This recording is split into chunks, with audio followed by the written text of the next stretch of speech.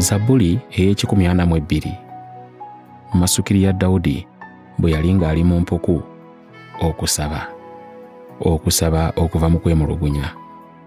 Nkaabira Mukama n'eddoboozi lyange neegayirira Mukama. Nfuka mu maaso ge ebinneemulugunyisizza, ndaga mu maaso ge ebinnakuwazizza. Omwoyo gwange bwe gunakuwala, gw'omanyi ekkubo lyange. Bakwese omutego mu kkubo lye ntambuliramu. Bwe ntunula ku mukono gwange ogwa ddyo, sirabayo anambeera. Ekiddukiro kimbuze, tewali n'omu anfaako. Naakukoowoola ggwe, Ayi Mukama, naayogera nti gw'oli kiddukiro kyange, omugabo gwange mu nsi ey'abalamu. Owulire okukaaba kwange, kubanga njeezebwa nnyo. Omponye eri ababanjigganya, kubanga bansinga amaanyi. Oggyemu emmeeme yange mu kkomera, neebazenga erinnya lyo. Abatuukirivu balineetooloola, kubanga olinkolera ebyekisa ekingi.